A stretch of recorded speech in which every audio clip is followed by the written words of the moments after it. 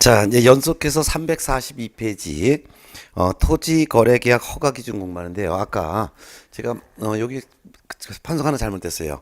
그 기준 면적 초과해서 토지거래 허가를 받는데 주상 공록 미 주거지역, 상업지역, 공업지역, 녹지지역 요거 면적 요라 그랬죠. 아까 농이라고 써 있었는데 녹지지역입니다. 그래서 요거 일부러 안 지웠던 거예요. 예, 예. 자, 그러면 이제 342쪽에 있는 토지거래 허가 신청을 받은 허가관청 즉 시군구청장은 허가 기준에 적합하면은 허가해 줄 것이요. 허가 기준에 적합하지 않으면 불허가 처분을 할 것이고, 또한 허가 신청을 받았는데 허가 기준 적합 여부 판단도 하지 않고 그 허가 신청을 받은 그 대상 토지가 공익 사업에 필요한 토지이거나 또는 토지거래 허가를 신청해로 온 그 매도인이 그 전에 허가를 받아서 취득을 했는데 허가받은 목적대로 사용하지 않은 상태에서 다시 계약하겠다고 허가 신청을 다시 들어왔을 때는 이거는 국가나 지자체라든가 또는 공공기관 하면은 대표적으로 뭐 토지주택공사 등이 여기에 해당되겠죠.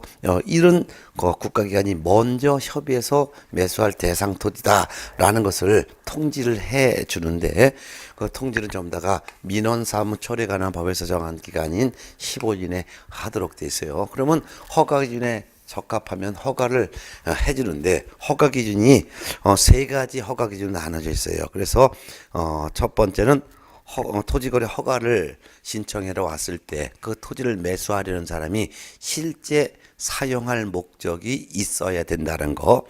두 번째는 교재 한 장 더 넘어가면은 344쪽 중간에 토지를 이용하겠다는 것이 목적이 적합해야 돼요. 목적이 적합해야 되고, 그래서 첫 번째는 실제 사용할 목적, 두 번째는 이용할 목적이 국가 계획에 적합해야 된다는 그 이용의 목적의 적합성, 그 다음에 세 번째는 토지를 취득하겠다는 그 면적이 이용하겠다는 목적과 부합을 해야 된다는 면적의 적합성, 이 세 가지 적합성을 다 충족을 해야지만 허가해 준다 이거예요. 그래서 허가 기준에 적합하라는 것은 세 가지 허가 기준이 있다라는 거. 그럼 세 가지 기준이 적합해야 되는데, 세 가지 기준이 첫 번째가 바로 어떤 거라는 거예요. 일단 실제 수요성이 있어야 된다. 실제 수요성은 실제 사용을 하겠다. 실제 사용하겠다라는 사용성이 있어야 된다는 것이고, 그리고 이게 분필이 쏙쏙 들어가네요. 예.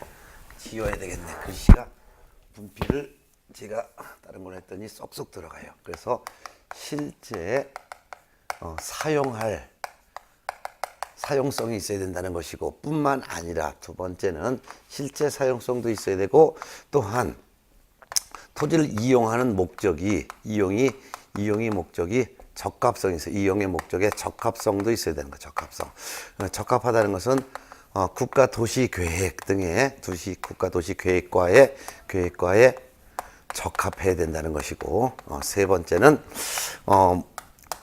면적이 또한 적합해야 되는 면적의 적합성. 면적의 적합성. 즉 자기가 토지를 이용하겠다는 목적이 예를 들어서 농가 창고를 짓겠다 해놓고선 100만 제곱미터 토지를 취득하겠다 하면 안 되겠죠. 그래서 그 이용 목적과 면적이 또한 적합해야 된다는 거. 이 세 가지가 다 충족을 해야지, 그중에 하나라도 적합하지 않으면 이거는 불허가 처분하는 거예요. 이 세 가지가 다 적합하면은 1도 적합, 2도 적합, 3도 적합하면은 허가. 근데 1, 2, 3 중에 하나라도 적합한 게 없다면 이거는 불허가 처분 이렇게 하는 거니까 실제 사용성 이거부터 보는 거예요. 실제 사용하겠다는 것은 시험에 좀 잘 나오는 부분이 토지를 매수하겠다는 사람이 자기가 실제 사용하겠다는 거예요. 그래서 실제 자기 주거용 주택용지로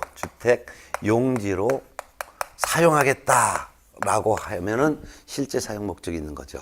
특히 여기서는 자기의 주거용 주택용지로 사용한다는 것이지 남을 위해서 토지를 사주겠다는 거 안 돼요. 예를 들면은 자식이 나중에 결혼하면 자식이 거주하기 위해서 땅을 사주겠다느니 이런 건 안 되는 거예요. 실제 매수하는 사람 자기가 거주할 주택용지로 매수해야지만 실제 사용 목적이 있다라는 것입니다. 두 번째는요, 실제 자기 주택용지가 아닙니다. 이거는 그 지역 주민의 복지시설로 사용을 하겠다라는 목적이에요. 그 대신 단지 해당 지역에 확인은 받아야 돼요. 해당 시군구에 확인을 받아야죠. 주민복지시설 예를 들면은 마을 어르신이 쓸 수 있는 어떤 노인정을 하나 만들겠습니다. 그래서 노인정을 짓기 위해서 땅을 구입합니다. 라고 하면은 실제 매수하는 사람 자기 사용 목적은 아니죠. 그렇지만 이거는 투기 목적은 아니죠. 왜냐면 지역 주민의 복지시설로 사용하겠다는 목적이니까. 투기 목적이 아니기 때문에 이것도 실수용으로 보겠다 이거예요. 세 번째는 이 토지거래 허가구역 지역 내 토지에 가서 뭘 하겠냐. 농업을 하겠다든가 또는 근처에서 어업을 할 수도 있어요. 토지가 항상 그 내륙 지역에만 토지 가격이 뛰는 것이 아니라 항만 지역의 토지도 팍팍 뛸 수 있단 말이에요. 그렇기 때문에 항만 지역 인근에서 어업을 할 때 어업을 하기 위해서 땅이 필요하다든가 거기다 냉동 창고를 짓겠다든가 이런 경우도 있죠. 또는 임업이라든가 축산업 이런 걸 다 합쳐서 우리는 어업 등이라고 해요. 그래서 시험에서는 농업, 어업, 임업, 축산업을 합쳐서 그냥 농업 등 하면은 등에는 이런 것들도 다 포함된다는 것이죠. 이런 거 사용 목적이에요. 이용하기 위한 목적이에요. 특히 농업으로 이용한다든가 뭔가 하더라도 자기가 실제 주소하고 있는 주소지로부터 너무 떨어져 있는 토지를 가서 농사 짓겠다는 건 믿겨지지 않죠. 예를 들면 토지거래 허가구역 내 토지가 만일 어디냐, 만일 세종특별자치시에 있는 토지라고 할게요. 근데 서울에 거주하고 있어요. 서울에 거주하면서 난 세종특별자치시까지 가서 농사 짓겠다. 그럼 농사지러 왔다 갔다 하루의 시간만 몇 시간 버리고 교통비만 다 버리잖아요. 이건 믿겨지지 않잖아요. 그래서 일대는 일정 거리가 적합해야 되는데 이 거리에 대한 내용이 아주 두 가지로 구분되어 있고 시험에 잘 나온다 그래서 제가 일부러 박스 처리를 해놨습니다. 그게 어떤 거냐면은요, 교재 343쪽에 제가 별표해 드렸을 거예요. 그래서 어디를 보냐면은 343쪽에 동그라미 3번 위에서 5번째 줄 보면 허가구역에 거주하는 농업인, 임업인, 어업인 또는 다음에 제가 그 허가구에서 농업, 축산업, 임업, 어업 등을 경영하기 위해서 필요한 경우에 허가를 해줄 수 있는데 다만 여기서 면적에 대한 거리에 대한 제한이 있다라는 것이죠. 그래서 거리 제한이 있다라는 거예요. 특히 니은번을 한번 보시고 거기다 별표가 돼 있을 거예요. 농업인 등으로서 그가 거주하는 주소지로부터 30km 이내에 소지하는 토지의 취득을 하려는 경우에는 이건 실제 사용할 목적이 있다 보는 거죠. 그게 여기서는 이제 직선 거리를 의미합니다. 직선 거리니까 30km라는 것은 예를 들어서 자기가 주소지로부터 토지를 구입하고자 하는 그 토지가 직선 거리는 예를 들어서 한 25km예요. 근데 길이 직선 거리는 이렇게 꼬불꼬불 돼 있단 말이에요. 꼬불꼬불 돼 있는 걸 다 하면 그건 50km가 넘을 수 있단 말이에요. 그런 경우를 보는 것이 아니라 그냥 직선 거리로서 30km 이내에 소지하는 토지를 취득하고자 할 때는 실수용성이 있다 이런 건데요. 요것도 중요하고 그 다음에 또 어디가 중요하냐면 거기에서 또 바로 세 번째 줄만 좀 더 내려가면 80km 안에 소지하는 농지 취득이라는 게 있을 겁니다. 예, 요거를 한번 읽어볼게요. 그래서 니은부터 다시 처음 읽어봐요. 농업인으로서 그가 거주하는 주소지로부터 30km 이내에 소지하는 토지의 취득을 하려는 자 다음 어느 하나에 해당하는 토지로서 협의 양도 또는 수용된 날부터 여기서 협의 양도 또는 수용이라고 밑주세요. 이거 딱 나오면은 뭐가 연상돼요? 대체 토지라는 것이 연상돼야 돼요. 그래서 협의 양도 또는 수용된 날로부터 몇 년 이내? 3년 이내 협의 양도 또는 수용된 농지를 뭐 하기 위해서? 대체하기 위해서. 그래서 대체를 박스로 놓으세요. 농지를 대체, 요거를. 그게 바로 대체동지예요. 농지를 대체하기 위해서 농지를 취득하려면 그가 거주하는 주소지로부터 거리가 80km 안에 서지하는 농지를 취득할 수 있으며, 여기까지만 좀 알아둔다 그랬죠. 이미 별표를 제가 그전에도 몇 번 해드렸어요. 그래서 농업, 어업, 임업, 축산업 이걸 전체를 합쳐서 우리는 뭐라고 표현한다 그랬어요? 농업 등이라고 표현하면 농업 등에는 어업, 임업, 축산업이 다 포함되는 건데 이런 목적인데 하더라도 두 가지를 주의하시라 그랬죠. 자기가 살고 있는 주소지로부터요. 주소지로부터 그 토지거래 허가구역에 있는 이 토지, 취득하기 전 토지의 거리가 직선 거리로서 30km 이내에 있는 토지를 취득할 때만 실제 사용 목적이 있는 것으로 보고 30km 벗어나면 이거는 실수요소로 보지 않기 때문에 불허가 처벌한다는 거예요.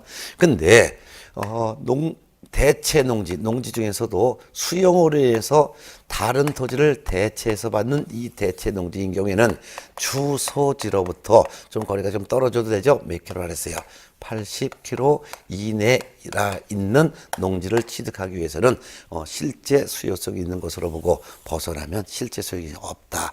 이게 가장 시험에 세 가지가 가장 많이 나오는 거예요. 그 외 나머지 4번부터 5번, 6번 요거는 전부 다가 바로 여러분 책에 있는 건 전부 다가 국가나 지자체 등이 또는 공공기관 LH공사가 도시계획에 따라서 사업계획에 따라 도시계획 사업계획에 따라서 공사를 하기 위해서 필요한 경우 등이에요. 그래서 뭐 국가나 지자체나 LH공사 등이 그 지역에서 어떤 뭐 건물을 예를 들면 관공서를 진다든가 또는 뭐 LH가 토지를 거기다가 아파트를 짓는다든가 이와 같이 사업 계획에 따라서 공사할 때 필요한 경우도 이것도 LH공사는 실제 수요성이 있는 것으로 보겠다. 이런 것입니다. 그 다음에 이제 하나 특별히 나와 있는 것이 그래서 여러분 책에서는 이렇게 쭉 보고 어떤 거냐면은 7번에 344쪽에서 보면은 둘, 넷, 여섯, 일곱 번째 줄 7번 허가구역에 속한 특별시, 광역시, 특별자치시 또는 군에 거주하고 있는 자의 일상생활과 통상적인 경제활동에 필요한 것, 요 정도까지 보면 되겠죠. 뭐 이렇게는 그렇게 특별히 시험에 나오진 않으니까 실수요성은 세 가지만 주의하세요. 자기의 주거용 주택 용지로 사용한다든가 또는 주민 편의시설로 사용한다든가 농업 등을 이용하기 위해서 필요한 토지라든가 이런 경우 그 밖에도 이제 국가기관 등이 사업 시행에 따라 필요한 토지라든가 이렇게 보면 되겠죠. 그 다음에 이제 두 번째가 바로 이용 목적의 적합성이라고 하는데 이거는 도시군 계획시설과 토지를 사용하고자 하는 사람이 그 이용하는데 그과의 국가의 도시군 계획시설에 적합해야 되는 거예요. 그래서 국가 도시 관리 계획이나 도시군 계획에 적합하지 아니하다면 아무리 실제 사용할 목적이 있다 하더라도 불허가 처분해 준다는 것이고 또한 동그라미 2번 보면 생태계 보존과 주민의 건전한 생활 환경 보호에 중대한 우애를 끼칠 염려가 있다면 아무리 실제 사용할 목적이 있어도 허가 안 해주겠다 이거예요. 예를 들면 실제 사용할 목적 맞아요.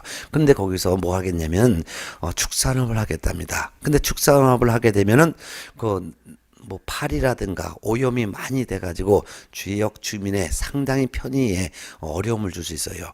그렇게 되면은 이때는 아무리 실제 사용할 목적이 있다 하더라도 주민의 건전한 생활 환경 보호에 중대한 피해를 줄 염려가 있으면 허가 안 해주겠다는 것이죠. 이런 걸 외울 필요도 없는 거예요. 그 다음에 이제 마지막 세 번째는 면적도 적합해야 된다는 거. 자, 이런 거예요. 자, 이런 걸 다 검토해 봤습니다.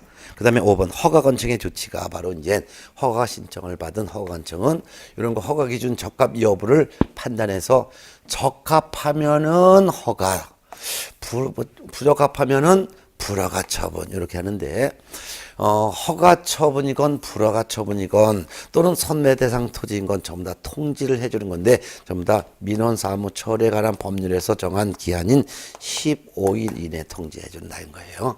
자, 그럼 허가 처분했으면 허가 통지를 함과 동시에 허가증을 발급해주고 허가 받고서 매매 계약했으면 매매 계약일로부터 60일에 부동산 거래 신고를 또 하는 거죠. 예. 그러면 이제 허가증을 등기소에 제출해서 이전 등기를 한다든가 하면은 소유권이라든가 지상권을 취득한다 이거예요.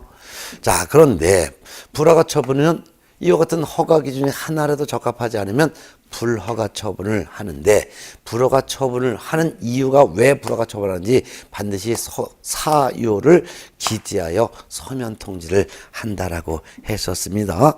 그리고 선매 대상 토지인 경우에는 선매 대상 토지라는 것을 통지를 하는 거예요. 근데 이 세 가지를 전부 민원 처리에 관한 법에서 정한 기한 내에 통지해야 되는데 이 세 가지 중에 하나라도 통지를 하지 않았다면 통지해야 되는 통지하지 아니하면 민원 사무 처리에 관한 법에서 정한 기간이 끝난 그 다음 날 허가 해준 것으로 본다. 허가를 해준 것으로 본다 이거예요. 그러니까 허가증을 발급을 해줘야 되는 거죠. 허가증 발급해줄 의무가 허가한 적에 있다는 것도 시험에 잘 나오니까 하나 두세요. 자, 근데 오른쪽에 6번 이의 신청, 매수 신청이라는 게 있어요. 아까도 말씀드린 거예요. 이와 같이 허가 처분을 받았다 하더라도 이에 대해서 불만 가진 사람이 있어요. 물론 허가 신청한 사람이 A와 B면 얘들은 불만을 가질 리가 없지요. 근데 A, B가 아닌 다른 사람이 불만을 가져서 이 신청 허가 처분에 대해서도 뭘 할 수 있냐? 이의 신청을 할 수가 있습니다. 이와 같은 이의 신청은 허가 처분을 받은 경우에도 이의 신청, 불허가 처분 받은 경우에도 이의 신청할 수 있는 건데 예를 들어서 이전에 이 지금 토지거래 허가 신청에서 허가 처분은 얘들이 허가 신청을 해줬어요. 그런데 그 전에 A라는 토지 매도인이에서 갑이라는 사람과 허가를 신청했어요. 허가 신청을 했는데 이때 허가 신청을 받은 허가관청이 이때는 불허가 처분했어요. 야, 니들 계약하는 거 인정하지 않아. 그래서 불허가 처분해줬어요. 불허가 처분했는데 그 불허가 처분의 이유를 딱 봤더니 그 전에 이 토지를 매수하겠다는 그 전에 매수인 갑이 지금 B가 매수해서 토지 이용하는 계획과 똑같아. 그런데도 불구하고 그 전에 A와 갑이 허가 신청했을 땐 이때는 불허가 처분했어. 근데 이번에는 A와 B가 허가 신청을 했는데 B가 토지 이용하는 계획이나 그 전에 갑이 허가 신청했을 때 이용 계획이랑 똑같은데 이 B는 계약해도 된다라고 허가해줬어. 그러면 종전에 불허가 처분받은 갑은 너무 화가 나고 억울하지요. 그러면 이와 같이 이해관계가 있는 다른 사람이 이에 대해서 이와 같이 그 전에 불허가 처분받은 사람도 이 B가 계약하는 거 허가되는 것은 문제가 있습니다라고 이의 신청할 수 있어요. 그래서 이의 신청은 허가 처분 또는 불허가 처분에 대해서 이의가 있는 자는 누가 할 수 있다는 거예요. 그래서 그게 포인트예요. 그래서 이의 신청을 받더니 양가로 1번, 반가로 1번 허가 점 불허가 이렇게 돼 있어요. 그 말은 허가 처분에 이의가 있건 불허가 처분에 이의를 있건 그 뜻입니다. 그래서 시험에서는 이의 신청은 불허가 처분에 한해서 이의 신청할 수 있다면 드리는 거예요. 허가 처분에 대해서도 이의 신청할 수 있고 불허가 처분을 한 경우에도 이의를 신청할 수 있어요. 그래서 이의가 있는 사람은 처분 받아서 한 달 이내 시군구청장에 이의 신청할 수 있다. 그럼 이의 신청을 받은 시군구청장은 시군구 도시계획위원회에 심의 의결을 심의를 거쳐서 그 결과를 이의 신청인에게 통지를 해주는 것이죠. 그 다음에 이제 매수 청구라는 게 있어요. 매수 청구. 매수 청구는 거기 반가로 1번 허가 처분에 대해서 불허가 처분을 받은 자 요것만 비추세요. 그래서 아까 이와 같은 불허가 처분은 매수 청구는 불허가 처분 받은 경우에 한해서만 이와 같이 매수 청구하는 거예요. 이때 매수 청구는 불허가 처분을 받은 누굴까요? 매도인. 예를 들면 A가. 자, A는 이걸 허가 신청을 해서 허가가 떨어져야지만 계약을 하고 자기도 저 돈 팔아서 그 돈 갖고 급히 써야 되는데 불허가 처분을 했단 말이에요. 그래서 지금 당장 돈이 급해요. 그래서 불허가 처분을 받은 경우에 한해서만 이 매도인이 시군구청장에게 야, 불허가 처분하려면 좀 니들이 뭐 그냥 사라. 시군구 보고 사라고 매수 청구하는 거예요. 매수 청구도 불허가 처분 받으면 안 달리네요. 그럼 불허가 처분을 받은 자가 매수 청구하면 시군구청장은 이 매수 청구를 받았을 때 이걸 갖다가 직접 자기가 매수하는 건 아닙니다. 시군구청장이 무조건 사야 되는 건 아니잖아요. 그래서 이 토지를 매수할 자가 있는지 한번 주변에 물어보는 거예요. 이때 주변에 물어보는 것은 일반 국민에게 물어보는 것이 아니라 국가나 지자체나 또는 공공기관 등에게 야, 이 토지 니들이 살래? 라고 물어보는 거예요. 그랬더니 어떤 국가 등이 예를 들면 다른 지자체라든가 공공기관이 그래 내가 매수할게 라고 해서 매수를 만일 매수한다는 그 매수 금액은 얼마냐? 매수 금액은 이거는 공시지가를 기준으로 매수케 하는 거예요. 공시지가. 근데 토지거래 허가 신청할 때는요, 이 허가해 준다면 얼마에 매수하겠습니다라고 그 매매 금액을 앞으로 장착 계약할 계약 예정 금액을 같이 기재해서 허가 신청서를 내는 거예요. 그래서 허가 신청서는 이 토지는 어디에 소재하는 어떤 토지인데 얼마의 면적을 계약합니다. 매수하는 사람은 이 매수할 금액이 5억에 계약을 할 예정인데 허가 준다면 5억에 계약할 건데요. 이 돈을 어떻게 자금을 조달하겠고 매수해서 이 토지를 어떻게 이용하겠습니다라는 계획까지 기재해서 허가 신청을 했어요. 그런데 이와 같이 매수 청구에 대해서 매수하는 금액은 공시지가 기준이 원칙이에요. 공시지가가 가장 적은 금액이죠. 공시지가는 보통 통상적으로 주변 시세의 60% 정도 내에서 공시지가가 책정되잖아요. 근데 공시지가를 기준으로 하는데 그렇지만 허가 신청을 할 때 기재됐던 허가 신청서에 기재한 금액이 이게 만일 더 낮을 수도 있어요. 공시지가가 예를 들어서 6억이래요. 근데 허가 신청서에 기재한 금액이 5억이라고 만일 한다면 이 적은 금액, 요 5억 원으로 매수케 할 수 있다는 거예요. 요게 시험에 잘 나오니까 알아두셔야 돼요. 예. 그래서 매수 신청했을 때 매수하는 금액은 감정가격 하면 틀려요. 오히려 오직 공시가 기준이라는 거 이게 원칙인데 다만 허가 신청서에 기재한 금액이 공시가보다 만일 적다면 적은 금액으로 매수케 하는 거예요. 예? 근데 허가 신청서에 기재한 금액은 7억이라 가정해요. 근데 공시가는 6억이에요. 그럼 어떤 거? 6억 요걸로다가 매수케 한다는 거. 그 부분에서 좀 알아두세요. 그게 아주 중요하니까 꼭 알아두세요. 그래서 반가로 2번. 예. 그래서 반가로 2번 음영박스 반가로 2번 읽어볼게요. 매수 청구를 받은 시군구청장은 국가나 지자체의 한국토지주택공사 등 공공기관 중에서 매수할 자를 지정하여 매수할 자로 하여금 예산의 범위 안에서 무슨 금액 기준으로 했어요? 공시지가 기준. 그걸 박스 만들어서요. 공시지가를 기준으로 하여 해당 토지를 매수하게 해야 된다. 다만 토지거래계약 허가 신청서에 적힌 가격이 공시지가보다 낮은 경우에는 허가 신청서에 적힌 가격으로 매수할 수 있다. 이게 아주 시험 포인트라고 했었죠. 넘어가요. 한 장 넘어서 346페이지 무허가 계약의 효력은 무효라는 게 있어요.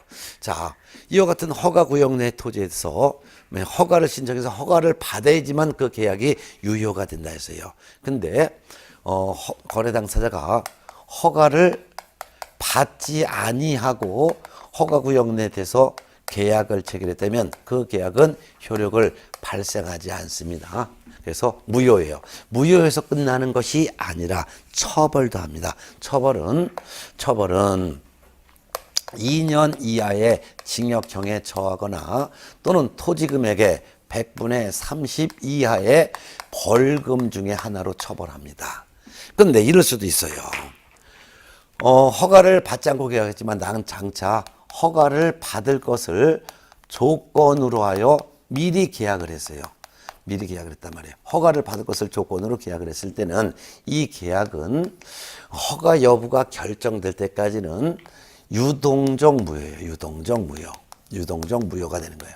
유동적 무효가 되니까 나중에 이제 계약하고서 나중에 허가를 신청을 했어요.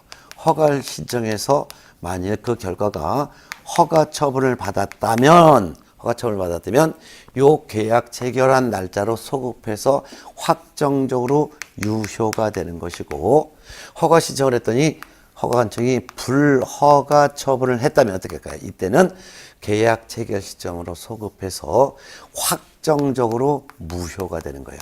무효가 되지만 이때는 처벌은 하지는 않습니다. 예. 자, 이렇게 보세요. 참고적으로 허가를 받았는데 사후기타 부정한 방법으로 허가를 받아서 계약을 했다면 그 계약은 무효가 되고, 뿐만 아니라 2년 이하의 징역 또는 토지금액의 100분의 30 이하의 벌금형도 같이 처벌한다는 거, 이런 처벌 규정까지도 뒤에 나오지만 같이 지금 정리해두면 좋겠습니다. 판례가 있는 건 여러분들이 보시고 그 다음에 349페이지로 넘어가세요. 8번 토지 이용에 관한 의무 중에서 잘 알아둬야 될 내용이 있어요. 토지를 취득했어요. 이제 허가를 받아서 계약을 했고 유효고, 그 다음에 등기 시정에서 소유권을 취득했어요. 그럼 토지를 취득했죠. 그러면은 토지를 취득했으면 토지를 허가 신청서에 기재한 대로 토지 이용 계획대로 이용을 해야 될 의무가 있는데, 그게 바로 349페이지가 있습니다. 그래서 349페이지에 토지를 취득을 했어요. 토지거래 허가구역에서 토지를 취득했으면 허가받은 목적대로 이용을 해야 될 의무가 있는데, 이 이용 의무는 5년 범위 안에서 대통령령으로 정하고 있어요.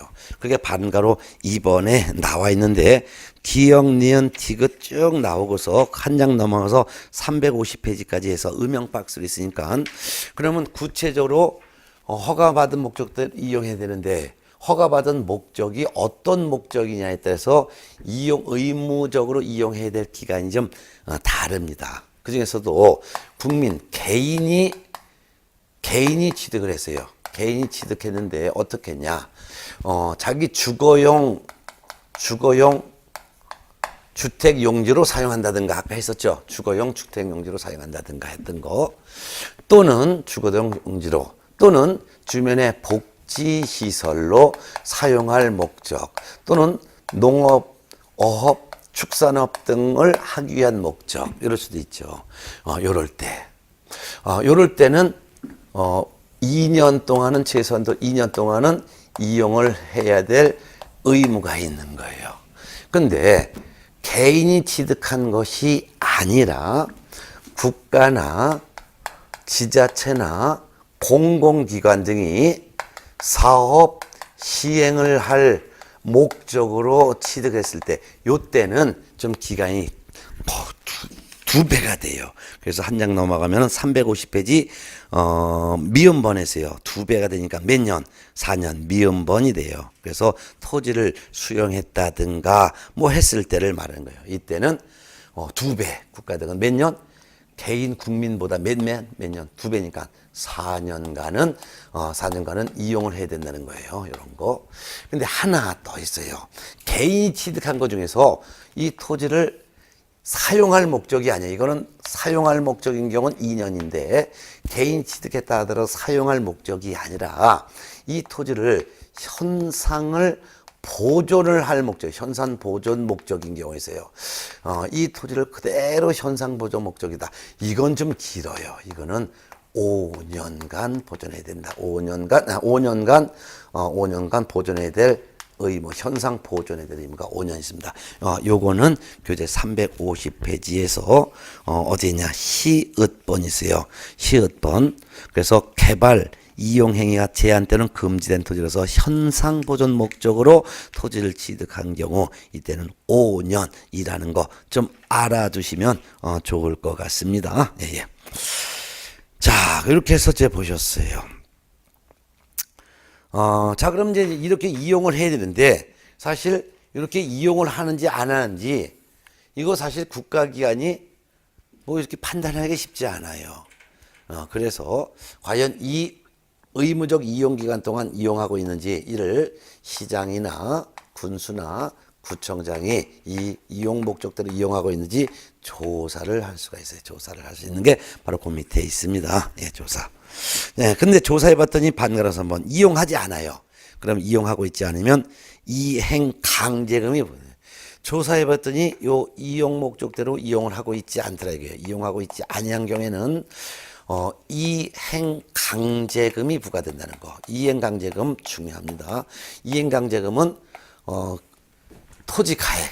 그래서 토지를 취득한 가액, 토지 가액의 100분의 10 범위 안에서 이행 강제금이 부과돼. 그럼 100분의 10 범위 아니니까 요거 이행 강제금이 부과되는 그런 금액이 좀 다르죠. 그러면 이 토지 이용 목적대로 이용을 하지 않았기 때문에 이행 강제금이 부과되는 거죠. 이용 목적대로 이용하지 않았기 때문에. 그럼 이용 목적이 뭐냐에 따라서 또한 이행 강제금이 부과되는 금액이 조금씩 다릅니다. 그게 바로 351페이지에 있어요. 자, 어떤 경우냐? 일단 토지를 취득해서 이용하지 않고 그냥 방치했어요. 그냥 이용하지 않고 방치시켰다 이거죠. 이럴 때는 100분의 10. 즉 10% 이행강제금, 토지 가액의 10%. 여기서 포인트는 이행강제금은 토지 취득 가액을 기준으로 한다는 거예요. 이래서 토지를 5억 원에 취득했다. 만일 토지를 취득을 한 금액이 5억 원에 취득했으면 5억 원에 10%니까 이행강제금은 얼마야? 5천만 원이 되는 거예요. 그래서 토지 취득가액의 10% 방치했을 때. 그 다음에 자기가 취득했고서 자기가 이용하지 않고 남한테 임대를 해줬어요. 임대해줬을 때는 100분의 7. 100분의 7이라는 것은 토지 취득가액의 몇 퍼센트라는 거예요? 7%. 예. 또한 토지를 자기가 취득을 했는데 자기 마음대로 형질을 변경했어요. 지 마음대로 승인 받지 않고 시군구청장 허가도 받지 않고 지 마음대로 형질을 변경했어요. 이럴 때는 100분의 5. 100분의 5라는 것은 5% 이렇게 이행강제금이 부과된다는 건데 요와 같은 경우는 사실상 상세한 내용은 그렇게 출제가 그렇게 되는 건 좀 어렵습니다. 왜냐면 토지거래 허가제에서 한 문제 내지 두 문제가 나오는데 토지거래에서 문제될 게 너무너무 많잖아요. 그러니까 앞에 제가 말씀드린 이 중요한 것들이 있는데도 불구하고 이것까지 문제 내는 것은 아주 깊숙한 문제를 내니까 그냥 뭐 가벼운 마음으로 방치했다, 남한테 빌려줬다, 허가 없이 지 마음대로 형질을 변경했다 해서 10, 7, 5 이렇게 해서 한번 가벼운 마음으로 하는 거예요. 근데 이 이행강제금은 이행할 때까지 매년 부과돼요. 매년 계속 부과되는 거예요. 이런 거예요. 예. 근데 부과하고 있는데 죄송합니다. 이행을 했어요. 근데 이행했다는 것은 토지를 이용 목적대로 이용을 하고 있다면, 이용한다면 그때부터는 이행강제금은 부과되지 않습니다. 이런 것도 알아두면 되겠네요. 예. 자, 이렇게 보셨어요. 그 다음에 이제 교재 351페이지 반가로 4번 포상금 규정이 있어요. 공인중개사 법령에서도 포상금 규정이 있지만 부동산 거래 신고 등에 관한 법령에서도 포상금 규정이 있는데 이 포상금 규정은 그냥 암기하려고 하지 않고 그냥 간단하게 이해를 하시면 되겠습니다. 네, 포상금. 부동산 거래 신고 등에 관한 법령에서도 신고 고발한 자에게 포상금을 지급합니다라는 게 있어요. 그럼 어떤 사람을 신고 고발하냐? 일단 부동산 거래 신고에 관한 법령에서도 나오지만 그중에서 부동산 거래 신고 의무도 있었지만 토지 거래 허가에서는 토지 거래 허가를 받지 않고 토지에 대한 계약을 체결을 한 자를 신고 고발하거나 또는 토지 거래 허가를 받고서도 다른 용도로 쓰려면 미리 변경 허가를 받아야 돼요. 근데 변경 허가를 받지 않고 무단으로 토지를 다른 용도로 변경을 했다든가 아까 형질 변경이 있었잖아요. 이런 거예요. 예. 이런 경우. 그 다음에 토지거래 허가를 부정한 방법으로 허가를 받은 사람을 이거 허가를 받지 않거나 또는 이거 부정한 방법으로 허가를 받은 자를 신고 고발한 경우에도 보상 주고, 또한 부정한 방법으로 허가를 받거나 또는 허가를 받지 않고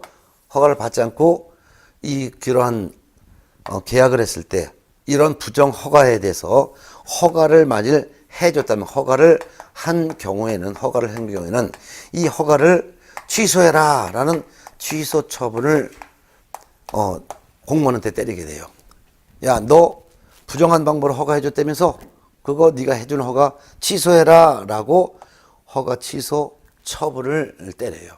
근데 이 허가 취소 처분을 받고서도 이걸 허가 취소 처분을 하지 아니한 자를 신고 고발하는 경우도 해요. 또는 뭐 요건 시험에 잘 나오지 않으니까 요걸 하나 좀 해놓죠. 요건 좀 지우자. 시험에 나올 수 있는 3가지만 정리할게요. 첫 번째는 이렇게 할게요. 허가를 받지 않고 계약을 체결한 자 또는 부정한 방법으로 허가를 받고서 계약을 체결한 자, 이걸 포함해서 한 번째. 두 번째는 이렇게 하자. 아까 토지를 취득했으면 허가 목적대로 이용을 하랬죠. 근데 이렇게 하자. 허가 받은 목적대로 이용을 하고 있지 아니한 자를 신고 고발한 경우에도 포상금을 줄 수 있어요. 자, 요거 이제 토지거래에서는 요 정도 2개인데, 그런데 우리가 지난주 부동산 거래 신고 의무했었지요.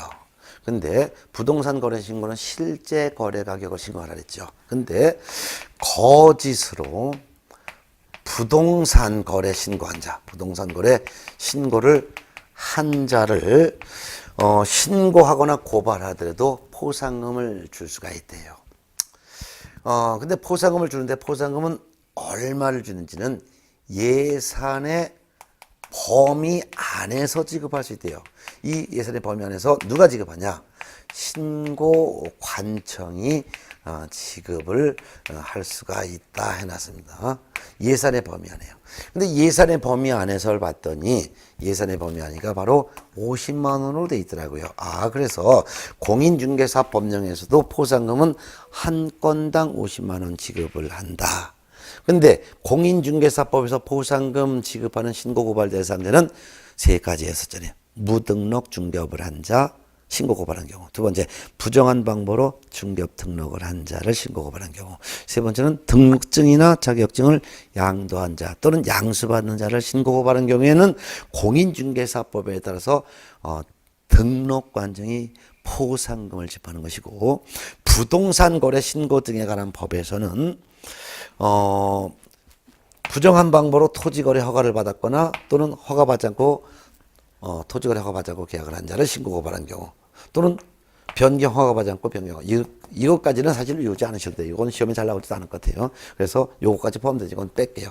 그 다음에 두 번째는 뺀다 해서 이걸 갖다가 없다는 게 아니라 이것까지 외우려면 여러분들이 너무 머리가 아플 테니까 요거는 안 외워도 된다는 거예요. 그것도 변경 허가받지 않고 무단 변경한 사람을 신고 고발한 경우도 포상금을 주는데 이것까지 외우는 게 너무 힘들까 봐 여러분들 생각해서 그냥 토지거래 허가를 받지 않고 계약을 했거나 부정한 방법으로 토지거래 허가받고 계약을 한 사람, 두 번째는 허가받은 목적대로 이용하고 있지 아니한 사람을 신고 고발한 경우, 세 번째는 거주소 부동산 거래 신고한 사람을 신고 고발하면 포상금을 줄 수 있는데 예산의 범위 안에서 신고관청이 지급을 할 수 있다. 뭐 이렇게만 가벼운 마음으로 터치하시기 바랍니다.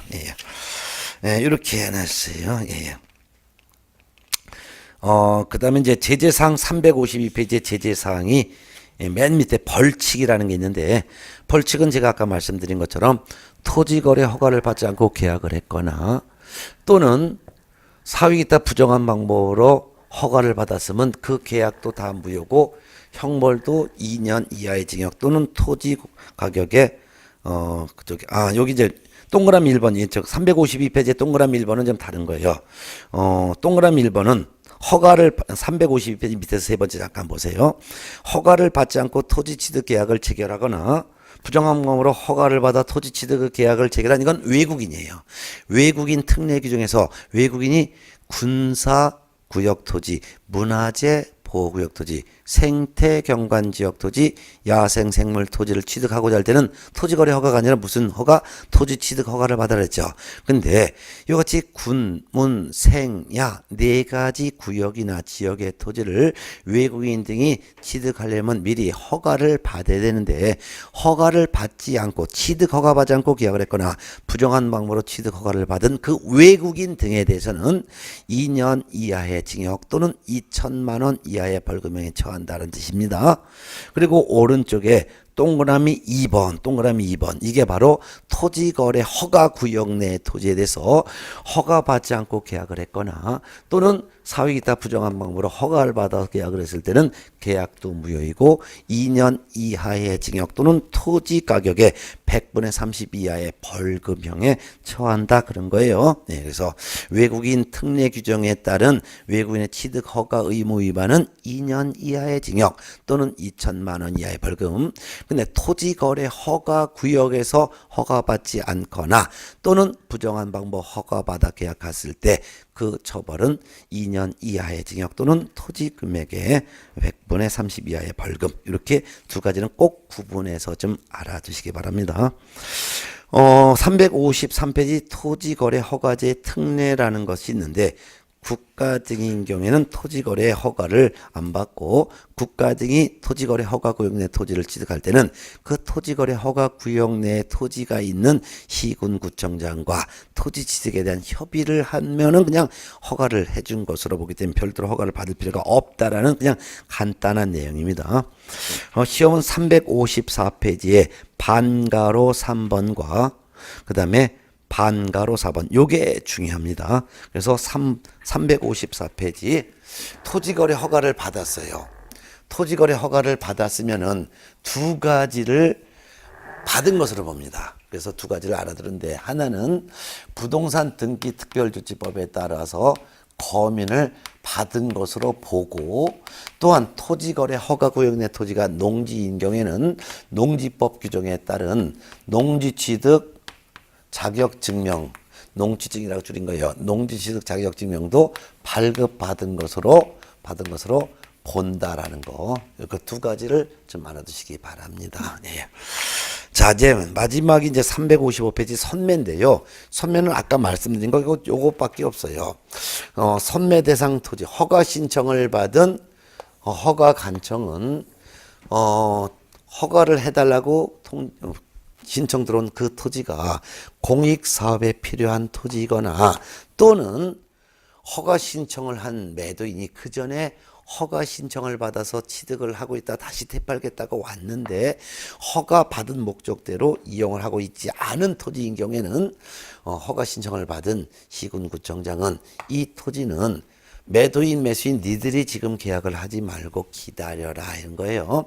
이 토지를 먼저 매수할 사람을 물색해서 통지해 줄 테니까 기다려라 라고 통지를 민원 초래에 관한 법에서 정한 기한인 15일 내 허가 신청인에게 통지해 주는데 그 통지가 선매 대상 토지라는 것을 통지한다라고 했었죠. 예. 그러면 통지하고 나서 시군구청장은 이 선매자를 지정해서 즉 이 토지를 먼저 살 국가기관이나 공공기관이나 LH공사가 있다면 그 선매자를 지정해서 선매자가 누구인지를 또 역시 허가 신청한 사람한테 또 알려주는 거예요. 그래서 허가관청은 제일 먼저 선매 대상 통지한다. 그런 다음에 선매 대상 통지하고 나서는 허가 신청인에게 또 뭐한다? 선매자가 누구인지를 선매자가 누구라고 선매자를 누구인지를 또 별도로 통지한다. 그런 거예요. 그러면 선매자가 LH공사라면 LH공사는 이 토지를 매도하겠다는 A와 협의하여 매수하는 거지 강제 매수하는 게 아니에요. 그래서 선매자는 이 토지 매도인과 뭐 하는 거예요? 서로 협의하여 매수를 하는 거예요. 협의해서 매수하는데 이 선매자는 선매자로 지정 통지 받은 날로부터 한 달 이내에 선매 협의를 마쳐야 돼. 선매 협의를 마치고 그리고 선매 협의를 종료하고 선매 협의에 대한 조서를 작성해서 이 조서를 허가관청인 시군구청장에게 고객에게 제출을 해야 되는 거예요. 제출하는 거예요. 그러면 선매 협의가 종료되는 것은 LH공사라고 하는 선매자와 매도인이 서로 협의해서 금액을 매수했다는 거죠. 그러니까 이 매수하는 금액이 얼마로 매수하냐 이거예요. 이 금액은 감정가를 기준으로 합니다. 감정가. 중요합니다. 감정가를 기준으로 하는데, 감정가를 기준으로 하는데, 만일 허가 신청서에 기재한 요 허가 신청할 때 냈던 허가 신청서에 기재됐던 계약 예정 금액 요 금액하고 감정가하고 비교했을 때 만일 허가 신청서에 기재한 금액이 만일 더 적다면 허가 신청서에 적힌 금액으로 매수하게 되는 거예요. 근데 허가 신청서에 기재한 금액보다 감정가가 더 높으면은 이 허가 신청서에 기재한 금액. 근데 감정가가 이거보다 더 낮으면은 감정 가격으로 매수게 하는 거예요. 요게 중요하니까 선매에서는 요 금액을 선매할 때 어떤 금액으로 매수하냐 요거가 중요합니다. 그래서 교재 한 장 넘어가면 356페이지 밑에서 5번째 줄 선매 가격 한번 읽어보겠습니다. 선매자가 LH공사를 연상하세요. 토지를 매수할 때의 가격은 부동산 가격 공시 및 감정평가에 관한 법률에 따른 감정평가업자가 감정한 무슨 가격을 기준으로 하되 감정가액을 기준으로 하되 토지거래 계약 허가 신청서에 적힌 가격이 감정가격보다 낮은 경우에는 허가 신청서에 적힌 가격으로 할 수 있다라는 거 요거 이렇게 보면 돼요. 자, 그러면 여기까지가 토지거래 허가제인데 특히 토지거래 허가제에서는요 가격에 대한 내용이 3번이 나옵니다. 이 가격의 기준을 정확하게 헷갈리지 않게 두셔야 돼요. 허가 신청에 대해서 불허가 처분했을 때 불허가 처분받은 경우 매도인이 허가관청에다가 매수 청구를 하게 되면은 매수자를 지정하여 매수를 하게 한다면 이때 매수할 때 가격은 바로 공시지가를 기준으로 하되 허가 신청서에 기재한 금액이 더 낮으면은 허가 신청서에 적힌 금액으로 매수한다는 거. 이 같은 매수 청구는 불허가 처분해 주잖아요. 그러니까 토지 매도인은 급하단 말이니까 사주세요. 매달리는 거예요. 매달려요. 사주세요. 울며 막 사주세요. 저 돈 급합니다. 하니까 무슨 금액 기준? 공시가 기준. 그런데 협의 매수하는 선매 대상 토지인 경우는 서로 매수하는 건 협의하는 거잖아요. 그러니까 감정가 기준이에요. 감정가는 주변 시세가 바로 감정가예요. 그러니까 감정가 기준. 그래서 선매자와 협의 매수하는 금액은 무슨 금액? 감정가의 기준. 그렇지만 허가 신청서에 기재한 금액과 비교해서 허가 신청서에 기재 금액이 더 적으면은 허가 신청서에 기재한 금액으로 협의 매수한다는 거 선매. 근데 토지를 취득한 사람이 이용 목적대로 이용하지 않았어요. 그러면은 이용해라 라고 하는데 이용을 안 해요. 그러면은 이때는 이행강제금이 부과되는데 이행강제금은 토지를 취득한 금액, 토지를 취득한 가액을 기준으로 한다라는 거. 이런 것도 4가지를 헷갈리지 않게 정확하게 놓으세요. 이거 공부 다 해놓고서 이 가격에 대해서 기준점을 잘못 잡으면은 열심히 공부해놓고 틀리는 경우가 있으니까 이런 거 실수하지 말아야 되겠죠. 예. 그러면 토지거래 허가제에선 2문제가 나오더라도 제가 강의한 내용 여기에서 그대로 다 나오니까 여러분 다 맞출 수가 있을 것 같아요. 자, 이렇게 해서 진짜 힘든 과정을 잘 끝마쳤고요. 이제 드디어 마지막 제3편이 중개실무입니다. 이 중개실무는 너무너무 쉬운 파트니까 그리고 책 두께는 좀 두꺼워 보이지만 시험 문제가 나올 부분은 그렇게 많지 않고 시험에 나올 수 있는 부분도 다 정해져 있으니까 잠시 쉬었다가 제3편 중개실무에서 시험에 나올 수 있는 부분 제가 다 정리해 드릴게요. 잠시 쉬었다가 오늘 1시간 더 할까요? 수고하셨습니다.